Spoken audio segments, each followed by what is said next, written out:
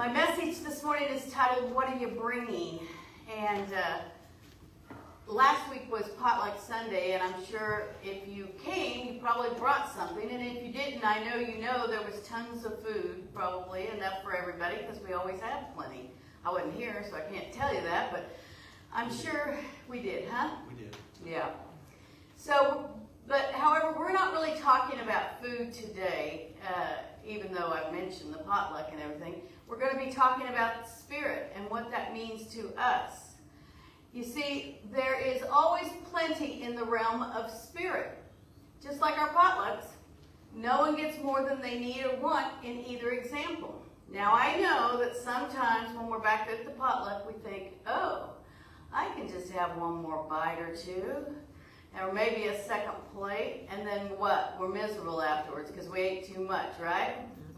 Yeah, and we can do that with our spirit too. We can actually overfeed our spirit, because if we aren't synthesizing what we're learning and growing from what we're learning and putting it forth into our lives, then it's like overeating. We just pile up all this stuff, and it's not really coming through us to be practicing it in our everyday living.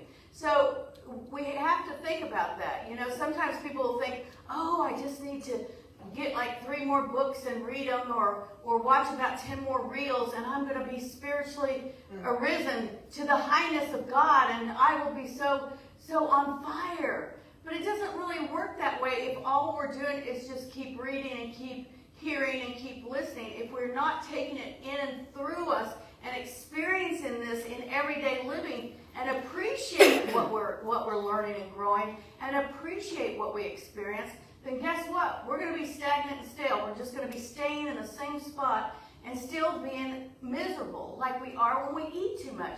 It'll feel uncomfortable, and nobody wants to be in that. So we're going to go and look at spirit, and this is a definition from Charles Fillmore's Revealing Word, the Revealing Word. Oh, okay, well, first I'm going to give you a Bible quote. This is from Jeremiah 29:11. For I know the plans I have for you, says the Lord. They are plans of good and not for despair. They are to give you a future and a hope. And that's what we have to think about. We have to think about the idea that no matter what we want to think in our small minds, God has a plan for us to be able to see and learn from what we take in, what we are learning, what we are hearing, and also to keep us balanced. And that even works on the physical realm too. It does help when it comes to eating. If we stop and say a prayer and say, okay, God, what's your plan for me? Then maybe we don't overeat, or maybe we don't just go to the sugar and consume mass quantities. But all of that we have to just think about synthesizing. And we have to be in the right state of mind to grow. Because if we're sitting here taking it all in, or we're watching reel after reel about spirituality, and then going out and getting in the car and go somewhere and just complain about everybody driving, or complain about people at the store, or complaining that the shopping cart isn't rolling right, whatever the case may be, we're negating anything that we have absorbed. We are just throwing it out the window. And we must be willing to make a difference in our own life, which could mean making changes in how we show up, how we act, and who we think we are. That's where it gets difficult. A lot of people don't want to change how they think or how they act or how they show up. A lot of people just, go, oh yeah, I'm perfect just the way I am. I don't have to change. You need to change. Sorry, I pointed to you. But anyway, so let's talk about spirit from the Revealing Word. Fillmore says, spirit is God as the moving force in the universe. The moving force in the universe. Now, we can agree with this, I think, because we know that God moves in and through us and all around us as energy. And that's what the Spirit of God is. It is that energy that we have.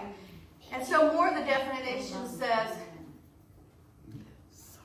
we sometimes discover within ourselves a flow of thought that has been evolved independently of the reasoning process, and we are puzzled about its origin and its safety as a guide. This is when we get those little messages, or we have these gut We have them, and yet we question them. You know, you're you're driving and this message is saying, go this other way, and you say, oh, I don't want to go that way, but you get that gut feeling. Or just even you're in a conversation with somebody. I've had this happen, and I start to say something, and then I think, no, I don't want to go there. I don't want to go down that path of jumping on their negativity and start babbling more negativity. No, I want to take a breath and go, no, we are all children of God, and I don't want to get in that, the drama or the, muck, okay? So we have to, we sometimes think that we have to be in charge of those messages we are getting, and we don't. All we have to do is be open to Spirit moving in us, and if we're getting a gut feeling or we're getting an intuitive thought, we need to take a pause and listen to that. We need to say, what does this mean to me? And here's a little more of the definition. In its beginnings, this seemingly strange source of knowledge is turned aside as a daydream. We've all done that. Sit there. One of my favorite things, which I haven't done forever, is to swing. And when you swing, you start thinking like just daydreaming thoughts, all these different thoughts. But if all we're doing is sitting there swinging, having those thoughts, then and not do anything with them, then we're wasting time. But if we have a thought about something, or we think about something, that's a nudge to go forward. Spirit's saying, hey you, I want you to do this. Hey you, pay attention. Hey you, there's some good here. Absorb it. Let it feel, because that's what God's plans are. It's for the good, right? Yeah. Again, it seems a distant voice, and an echo of something that we have heard and forgotten. We do that, don't we? We sit there and think, oh, that's not for me. And why did that message show up? Or where did that come from? I don't even know. And we discount it, don't we? We blow it off like, oh, that's not mine to do. That's not mine to hear. We think it's somebody else's. And we doubt the very existence of the idea of Spirit that is already moving in and through us. We're doubting the existence. And if Spirit is that moving force of God, then aren't we doubting God in that moment? And if we're prayed up and everything is in alignment, then guess what? When we get those messages, we are going to know that we want to listen to them and act on them. And maybe the first message is here, and it veers over to here, and that's okay. Because what we're doing is following the guidance of Spirit in that moment, which is the energy of God moving forward. So, this is the last of the definition. One should give attention to this unusual and usually faint whispering of Spirit in man or woman. It is the development in man of a greater capacity to know himself and to understand the purpose of creation. So when we pay attention and when we follow the guidance and when we listen to the guidance, then we are following what we are here to do on earth, and we will learn a lot. We'll learn a lot about ourselves because we'll know what we want to do and not do. If you're in a mode right now where you're trying to make a decision about something, like, whatever it is, buy a new car or should I move or any of these things that seem major, let them go and turn back into the energy of Spirit and say, okay, Spirit, I know you're moving in and through me. I know you're making me function, and please guide me to make the right decision. And the answer might come right then and there, boom. Or it might show up like little trinkles along the way. But whatever you decide, if you go to Spirit first, guess what? You're going to have the highest outcome and be on the path of spiritual growth in that moment. And, when we're on that path of spiritual growth, then we have to know that we have to bring a few things with us. And so we have to be willing to bring, we must be willing to agree to bring ourselves. Doesn't that make sense? Huh? But this means being physically present. Because if we're not here, we are not absorbing all the energy we need to activate Spirit. So we could be here, but not be here. Everybody know what I mean?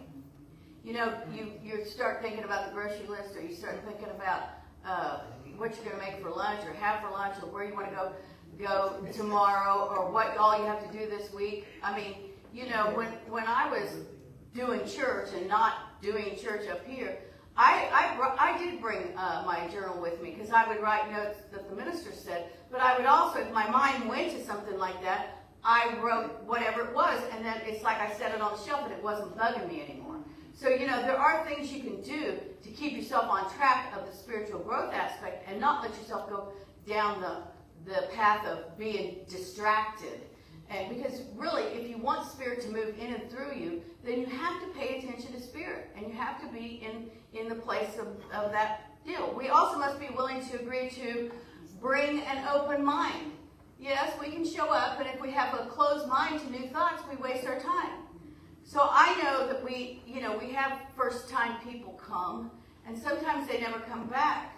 And maybe in that particular moment, their mind was not open to hearing something different, or their mind was not open to experiencing something new, or their mind was just closed off from all the burdens and baloney that they've been told all their life that was heavy on them, and they weren't ready to release it. But once we release anything that stands in the way of our spiritual growth, guess what? We can absorb it, and we can have a whole new understanding. And one of the 12 powers is understanding. And I always think about, Fillmore always says it's your feet. Think about your feet. If your feet hurt, then you're not understanding something. And if your feet hurt, you need to pray and release whatever it is that's standing in the way of you understanding. And once you do that, then guess what? You can move forward with ease and grace, and your feet will no longer hurt. Trust me. We also have to bring an open heart. Everybody knows this, but do we always do it? Opening our heart is important because that is where we house the soul. Open your heart. Without the open soul, we have no open heart, and as much as Spirit tries to touch us, we will block the flow of the moving force we call God. So if we stay closed off, and we're in a negative state of mind, and we're thinking we know it all, we don't have to learn anything new, and no matter what anybody says or does, I don't need that information, then we have closed off our heart. And maybe the heart has been injured over time. Maybe the heart has been hurt. And that alone can block some of the good that wants to come through. Because if God is all good, then that Spirit of God that moves in and through us is wanting to bring more of that good, and we are still living in the world of hurt. It's hard to experience that good. And who doesn't want good? Everybody keep your hands down. I mean, we want to experience good, don't we? So let's put our hands up and say, yes, I want to experience good. So, you also have to, number 4, you also have to bring something of yourself to share or give or serve. Now, this is another thing. A lot of people don't want to do that. A lot of people want to think that whatever they have is all they have, nothing else. I can't give anything away. I can't share anything. But you can. A smile is sharing something. Think about that when you go to the store next time. Whatever store it is, just share your smile with everybody. It blows everybody's minds, I'll tell you that much. And some people will kind of look away real quick so they don't have to smile at you. But other people will be slowly smiling, trying to figure out if they know you or not. But it's fun because you're sharing something good. But we can take, meaning we can take all day long. But if we are not giving of ourselves, we miss the mark. And it's about giving of yourself. It's not about money. It's not about things. It's about giving of yourself. That smile is giving of yourself. That hello is giving of yourself. We are not rising to our highest potential if we aren't bringing something of ourselves. Besides, what we bring might be the very thing someone needs, and that is the truth. And it could be something as simple as just standing there listening. Just standing there listening. That could be what somebody needs today. And you are the one to share that with somebody. It could be the thing that you're going to bring, share, or whatever is to behold the Christ in another. And if you behold the Christ in another, you are sharing Spirit all the way through and through. Do you understand that? Because if you behold the Christ in somebody, even when you think that they don't deserve it, or they aren't acting appropriately, or whatever excuse you want to put on there, if you observe and say, I behold the Christ in you, you are lifting yourself and them up to a higher place in the energy of God. And that's important. We can't be judgmental. We can't be in that place. But, we also have to realize that when we bring ourselves, we're not making it about the party of one. We're not making it all about me. We're not being selfish or stingy. We're not thinking that we're the only ones that's important. Nobody else is important. No, we are making it to where we see the universe and the oneness of God in all people and all things. And that's a big switch, because that makes us be in that state of being. And that's what Spirit wants for us. They want us to be in that state of being where we're not rocked by all the human stuff that happens, that we can stand firm in knowing that the Spirit of God is with us. And it changes everything. It really will. And it brings us closer to God. From the revealing word, the law of growth and being. And this is important for us to understand, because if we want to grow spiritually and we want to be open to the Spirit of God, we need to think about the law of growth and being. Being exists under two phases, invisible and visible. Got that? We all understand that? Abstract and concrete. The visible comes forth from the invisible, meaning from the inside out. And this coming forth is always according to a universal method of growth from minute generative centers. Sorry, I cut some of that off. It's generative centers. So all these little pings of energy we have within us can send forth this light and love of God, can send forth that energy of Spirit. And when we send those forth, then we activate other people's. Freya's back there doing some beautiful artwork. And that artwork, if she keeps it to herself, it's all fine. But also, just glancing at it, you will experience that Spirit of God within her, because I truly believe artists tap into that Spirit of God and can bring it forth on paper. They might not be able to bring it forth physically or in their words, but if they're bringing that forth, then that's something of giving of yourself. So it shows up in all different ways. V, painting the Spider-Man back there for YouTube, or the wings out here on the side of the building. Those are the Spirit of God moving through, and you experience those, then it shows up, and as you're sharing it, and you're bringing of yourself, and it does help you grow and be more of that child of God that you are meant to be. So the energy happens from the inside out. From center to circumference is the plan of procedure throughout the universe. To study form alone and to expect to learn from it and its evolutions, the secret of existence, does not enable one to catch sight of Spirit moving upon every generating center. So we go back to learning and studying and talking about books or watching reels. We can watch that stuff or read that stuff, but if we are not going to within the Spirit of God, that's why it's important to understand what the Spirit of God in you can do and what it is. Because if we tap into that, all that energy goes out to those centers that we have within us that can help spark more energy and more of the Spirit of God out into the world. And that's what we're here to do. Part of the idea of us being on this earth is to go out and share the Spirit of God, isn't it? I hope you say yes. I didn't really hear you, but yes. There you go. Now I heard you. I like that.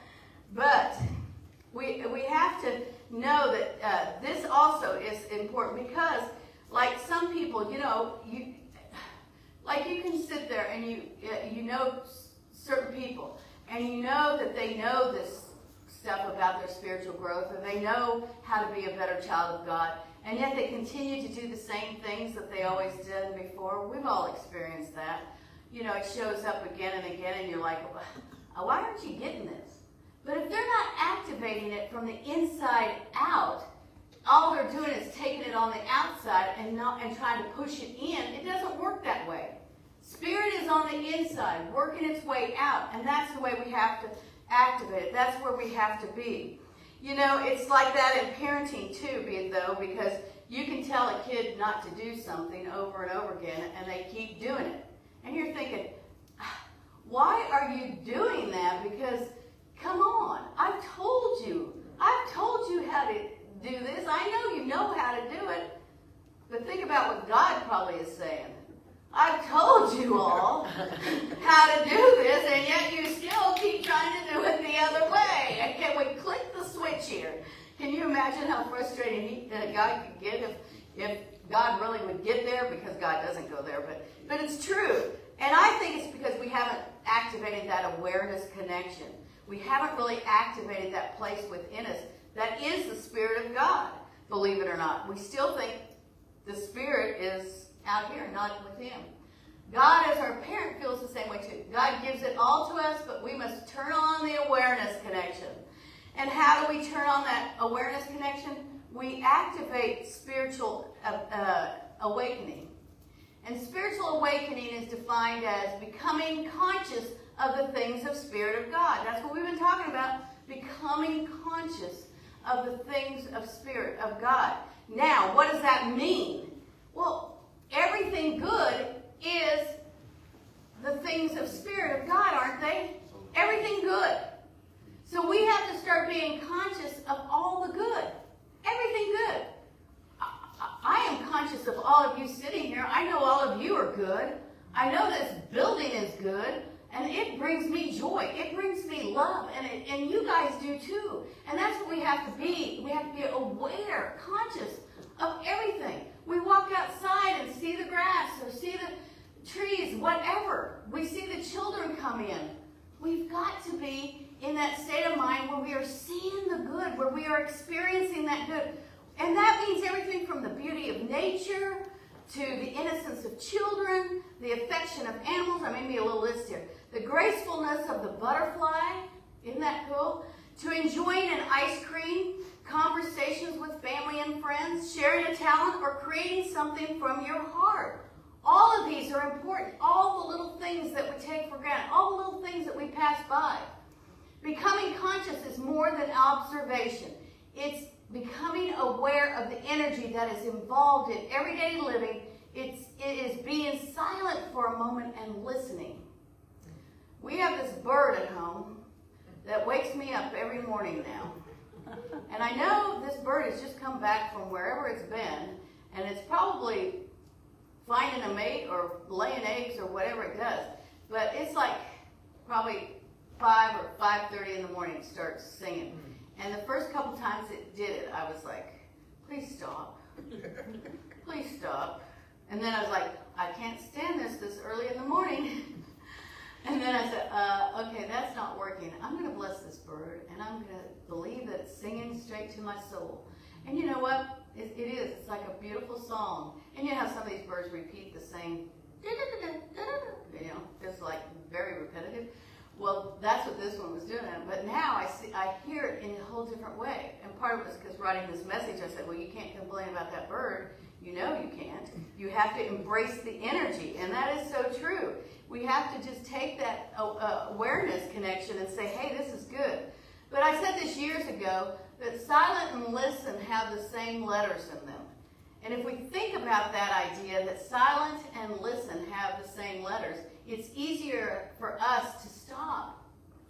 Stop and be silent for a moment and just listen.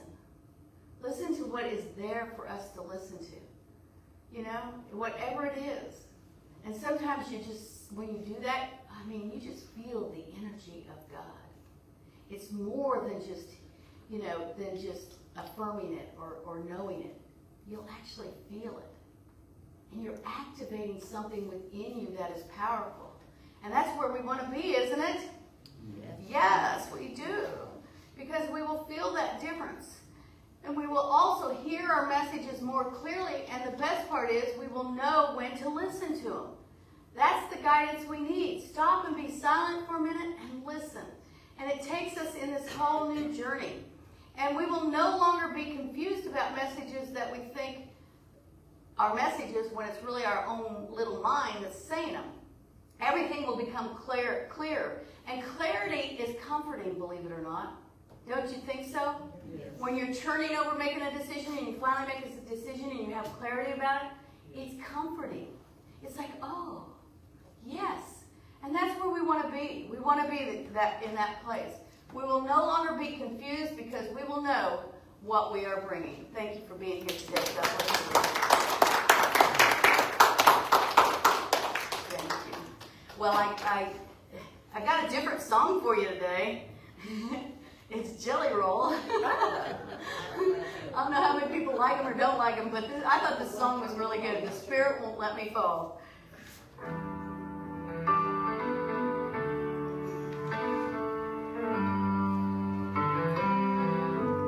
When the road is long and my strength is gone, when the night